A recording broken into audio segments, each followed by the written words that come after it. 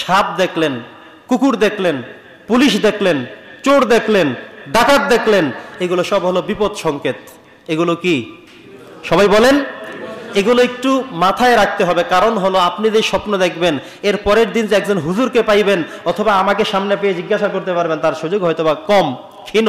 কিন্তু কিছু থিম আমাদের মনে রাখতে হবে মাথার মধ্যে। আপনি ঘুমের মধ্যে যখন সাপ দেখলেন, কুকুর দেখলেন, ভয়ঙ্কর কোনো প্রাণী দেখলেন, পুলিশ দেখলেন, চোর দেখলেন, ডাকাত দেখলেন, এই জাতীয়। পুলিশ ভয়ঙ্কর কিভাবে? পুলিশ তো মানুষকে ম্যাক্সিমাম অন্যায়ের জন্য পাকড়াও করে, ধরে নিয়ে যায়, জেলে দেয় কিনা বলেন?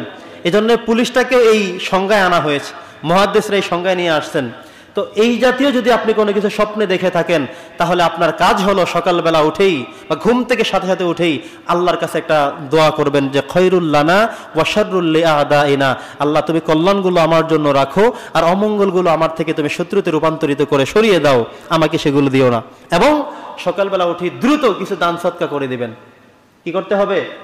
দান সদকা করে দিবেন, এই নিয়তে যে রাত্রিবেলা আমি যে দুঃস্বপ্ন দেখলাম, ভয়ঙ্কর স্বপ্ন দেখলাম, তাহলে অবশ্যই আমার খারাপ কিছু ইঙ্গিত বহন করে আমি নিয়ত করে দিয়ে দিলাম। একজন ভিক্ষুককে 10 টাকা দিয়ে নিয়ত করে ফেলবেন যে আল্লাহ খারাপ স্বপ্ন দেখেছি, জানি না আমার নসিবে কি আছে, যদি কিছু অনিষ্ট থেকে থাকে তাহলে আমি দান করলাম, সদকা করলাম, চ্যারিটি করলাম, আমাকে এই উসিলা তুমি মাফ করে দাও। মাফ করতে পারেন কে? জোরে বলেন, কে মাফ করেন? আল্লাহ মাফ করেন। তো এই জন্যে আমাদেরকে এই দান সদকা করে আল্লাহর কাছে ক্ষমা চাইতে হবে। এই জন্যে আমরা যখন খারাপ স্বপ্ন দেখব, এই খারাপ স্বপ্নগুলোর ব্যাপারে আমি কোনো বন্ধু বান্ধবের কাছে শেয়ার করব না। স্বপ্নের কথা কাকে বলা যাবে? স্বপ্নের কথা বলতে পারবেন একমাত্র কোনো হক্কানি আলেমকে বলতে পারবেন, যিনি আপনার এই স্বপ্নের ব্যাখ্যা দিতে পারবেন, শুধু তাকে। স্বপ্ন যাকে তাকে আপনি বলবেন না, তাহলে অনেক সময় ভালো সংকেত হলেও সেটা বিপদের রূপান্তরিত হয়ে যেতে পারে। ইউসুফ আলাইহিস সালাম একজন নবী মানুষ, স্বপ্ন দেখেছেন, তিনি নবী হচ্ছেন, তিনি বড় জায়গায় যাচ্ছেন, বড় ধরনের দায়িত্ব পাচ্ছেন, তার ভাইরা তাকে সেজদা করছেন। এই স্বপ্ন দেখা সত্ত্বেও যখন ভাইদের কাছে বলে দিলেন, ভাইরা তো তার শত্রুতামি করে তাকে অনিষ্ট করে দিল। এই জন্য ভালো কোনো স্বপ্ন দেখলো কারো কাছে বলবেন না। কোনো আলেম যদি পান, কোনো বিজ্ঞ আলেম ওলামা এমন যদি পান, তাহলে তার কাছে শুধুমাত্র ব্যক্ত করবেন যে হুজুর আমি তো আল্লাহর রাসূলকে স্বপ্ন দেখেছি, হুজুর আমি তো দেখি যে আমি সালাত আদায় করতেছি, হুজুর আমি দেখি আমি রোজা অবস্থায় আছি, হুজুর আমি তো অমুক লোককে দেখছি উনি মারা গেছেন কিন্তু সেই মরা মানুষকে আমি আবার দেখলাম। এভাবে করে যেই স্বপ্ন আপনি দেখবেন, এই স্বপ্ন সবার কাছে বলা যাবে না, তাহলে বিপদ হতে পারে। সুনান তিরমিজি থেকে একখানা হাদিস শোনাচ্ছি। নবী করিম সাল্লাল্লাহু আলাইহি সাল্লামের কাছে মদিনার একজন মহিলা 2-4 দিন পর পর আসতো, প্রায় আসতো নবীজির কাছে স্বপ্ন নিয়ে। কি স্বপ্ন? তিনি স্বপ্ন দেখতেন তার ঘরে যে খুঁটিগুলো আছে, এক কিনারের একটা খুঁটি ভেঙে পড়ে গিয়েছে, এমনকি তার যে সন্তান তিনি জন্ম দেন, অনেকগুলো সন্তান তার ছিল, এই সন্তানটা একজন ভয়ঙ্কর সন্তানের রূপ নিয়েছে। তো তিনি যখন এই স্বপ্নের কথা আল্লাহ রাসূলের কাছে বলতে আসতেন, আসলে স্বপ্নটা ভয়ঙ্কর, আসলে স্বপ্নটা খারাপ স্বপ্ন, আসলে স্বপ্নটা উল্টো কিছু ইঙ্গিত করে, খারাপ কিছু ইঙ্গিত করে ওনার জীবনের জন্য, একটি অ্যাক্সিডেন্ট, একটি দুঃখ, এভাবে মিন করে। উনি নবীজির কাছে যখন আসছেন, নবী করিম সাল্লাল্লাহু আলাইহি সাল্লাম খারাপ ব্যাখ্যা তো দিতে পারেন না, উনি সব সময় তাকে বলতেন এভাবে যে ভালো স্বপ্ন দেখেছো, আল্লাহ তাআলা তোমার জন্য মঙ্গল করুক। কি বলতেন? আল্লাহ তোমার জন্য মঙ্গল করুক। এই কথা বলার কারণে উনি যতবার যেতেন আল্লাহ তাআলা তাকে মঙ্গলের মধ্যে রাখতেন। একবার এসে এই মহিলা একবার নবীজির বাড়িতে আসছেন, এসে দেখলেন যে হযরতে আয়েশা রাদিয়াল্লাহু তাআলা আনহা, কিন্তু নবীজি বাড়িতে নেই। মহিলা বললেন যে নবীজি কোথায়? আয়েশা রাদিয়াল্লাহু বললেন তিনি বাড়িতে নাই। কেন আসতেন আমাকে বলেন। তিনি বললেন যে আমি তো প্রায় সময় নবীজির কাছে আসি একটা স্বপ্ন নিয়ে, আজকেও একটা স্বপ্ন দেখেছি। কি স্বপ্ন? আমি দেখেছি আমার খুঁটির একটা পিলার ভেঙে পড়ে গিয়েছে আর আমার স্বপ্নটা কেমন পাগল হয়ে গেছে। উনি জিহ্বায় কামড় দিয়ে আফসোস করে বললেন যে আপনার স্বামী মারা যাবে, আপনার একটা সন্তান হবে, খুব ভয়ঙ্কর সন্তান। তখন তিনি প্রেগনেন্ট অবস্থায় ছিলেন। মহিলা চলে গেলেন, ঠিক কিছুদিনের মধ্যেই তার স্বামী মারা গেল, এবং যে সন্তানটা জন্মগ্রহণ করেছে একজন ভয়ঙ্কর সন্তান, অনিষ্টকারী সন্তান জন্মগ্রহণ করেছে।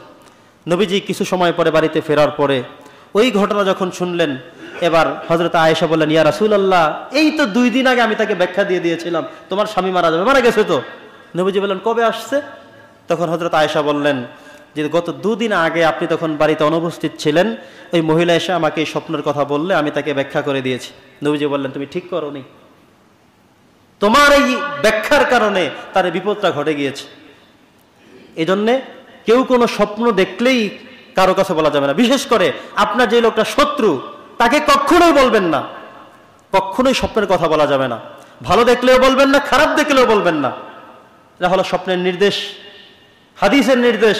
আপনি যেই স্বপ্ন দেখেন, স্বপ্নে যদি বলতে হয় তাহলে আপনার শুভাকাঙ্ক্ষী কাউকে বলবেন, অথবা কোনো হক্কানি আলেম পেলে তাকে বলবেন ব্যাখ্যার জন্য, এছাড়া যে কাউকে বলবেন না। আর আরেকটা হলো, যদি আপনার কোনো সন্তান স্বপ্ন দেখে আপনাকে বলল, আপনার স্ত্রী স্বপ্ন দেখে আপনাকে বলল, তখন কিন্তু উল্টা ব্যাখ্যা করবেন না, খারাপ ব্যাখ্যা করবেন না। বলবেন না যে খারাপ স্বপ্ন দেখছো, তোমার কিন্তু বিপদ হইতে পারে, এই কথা বলা যাবে না। বরং বলতে হবে খৈরুল লানা ওয়া শাররুল লিআদাইনা, যা দেখেছো ভালো দেখেছো, আল্লাহ তাআলা মঙ্গল করুক। কথা কি বুঝতেছেন? কে শিখিয়েছেন? নবী করিম সাল্লাল্লাহু আলাইহি সাল্লাম। কেউ যদি আপনাকে খারাপ কোনো স্বপ্নের কথা বলেও থাকে, খারাপ ব্যাখ্যা করবেন না, নিষেধ আছে। তাহলে ওই অনেক সময় ভালো স্বপ্ন দেখার পরেও উল্টো ব্যাখ্যা করার কারণে সেই উল্টার দিকেই চলে যায়। এভাবে অনেকগুলো প্রমাণ আছে। হযরত ইউসুফ আলাইহিস সালামকে যখন জেলের মধ্যে বন্দী করে রাখা হয়েছিল, তখন আজিজ মিসর তিনি স্বপ্ন দেখেছিলেন। তিনি যে স্বপ্ন দেখলেন, তিনি একে একে সবাইকে ডাকলেন, স্বপ্নের কথা বললেন, কিন্তু স্বপ্নের তাবির কেউ করতে পারেননি, ব্যাখ্যা কেউ দিতে পারেননি। ইউসুফ আলাইহিস সালাম জেলের মধ্যে থেকে তিনি শুনলেন, তিনি বললেন এই স্বপ্নের ব্যাখ্যা আমি দিতে পারবো। সুবহানাল্লাহ পড়েন। আল্লাহ তাআলা স্বপ্নের ব্যাখ্যা সবাইকে দিয়ে করান না, যে কেউ পারবে না, হুজুর হইলেই পারবে না, আলেম হইলেই পারবে না। স্বপ্নের ব্যাখ্যা হলো আলাদা একটি বিষয়। নবী করিম সাল্লাল্লাহু আলাইহি সাল্লাম তার চাচার ছেলে, চাচতো ভাইয়ের জন্য তিনি দোয়া করলেন, আব্দুল্লাহ ইবনে আব্বাস রাদিয়াল্লাহু আনহুর জন্য, যে আল্লাহুম্মা ফাক্কিহহু ফিদ্দীন ওয়া আল্লিমহু তা'উইল, আল্লাহ তুমি আমার চাচাতো ভাইকে তুমি মুফাসসির বানাও, এবং সে যেন রুইয়ায়ে সলেহা, স্বপ্নের যে ব্যাখ্যা সে বিশ্লেষণ করতে পারে। ওয়া আল্লিমহু তা'উইল, তুমি সেই বিশ্লেষণ ধর্মী, ব্যাখ্যার ধর্মী যে জ্ঞান, এটা তুমি তাকে দিয়ে সম্প্রসারিত করে দাও। সুবহানাল্লাহ। আল্লাহ তাআলা তাকে সেভাবে কবুল করলেন। তো সাহাবায়ে কিরামদের মধ্যে এভাবে তারা করতে পারতেন। এমনকি স্বপ্নের মধ্যে কোন স্বপ্ন আপনার জন্য বেশি ইঙ্গিত বহন করবে, যদি দেখেন একটা স্বপ্নে আমি প্রত্যেক দিন দেখেন, গতকালকে দেখেছেন, আজকে দেখেছেন, 15 দিন আগে একবার দেখেছেন, 1 মাস আগে একবার দেখেছেন, তাহলে বুঝতে হবে এই স্বপ্নটা রাইট, এই স্বপ্নটার অস্তিত্ব আছে, এই স্বপ্নটার গুরুত্ব আছে। এটাকে আপনি গুরুত্বহীনভাবে দেখতে পারবেন না। একবার একটি লাশ, নবী করিম সাল্লাল্লাহু আলাইহি সাল্লামের সাহাবীদের একটি অংশ সমুদ্রের মধ্যে ভাঙতে ভাঙতে পারে চলে আসছে, ভেঙে পড়ে চলে যাবে। এখন ওই যিনি ডুবে যাচ্ছেন, সমুদ্রে পড়ে যাচ্ছেন, তিনি স্থানীয় একজন আলেমকে স্বপ্নে দেখালেন। তিনি স্বপ্নটার গুরুত্ব দিলেন না। তাকে দেখানো হলো যে আমার লাশ সমুদ্রের মধ্যে পড়ে যাচ্ছে, দ্রুত আমার লাশকে এখান থেকে নিয়ে অন্য জায়গায় স্থানান্তরিত করা হোক। তিনি গুরুত্ব দিলেন না। চেয়ারম্যানকে দেখানো হলো, তিনিও গুরুত্ব দিলেন না। দ্বিতীয় দিন দেখলেন, চিন্তা শুরু করলেন। তৃতীয় দিন একইভাবে দেখলেন যে খুব দ্রুত, রিসেন্টলি আমার লাশকে এখান থেকে উঠিয়ে অন্যত্র সরিয়ে দিতে হবে, আমার খুব রিসেন্টলি আমি সমুদ্রের মধ্যে পড়ে যাচ্ছি। এরপরে চেয়ারম্যান মহোদয় আলেমের কাছে আসছেন যে হুজুর, উনি বলেন হ্যাঁ আমিও তো দেখেছি। তিনি বলেন আমিও তো একই স্বপ্ন পরবার 3 দিন দেখেছি। তাহলে যেহেতু দুজনে দেখেছেন, একই স্বপ্ন দেখেছেন, এই স্বপ্নটা রাইট, এটা সত্যতা আছে। দুজনে মিলে আরো কিছু মানুষজন নিয়ে যখন সমুদ্রের পাড়ে গেলেন, দেখলেন সব ঠিক। এরপরে তার লাশ সেখান থেকে এনে অন্যত্র দাফন করা হয়েছে। পড়েন সুবহানাল্লাহ।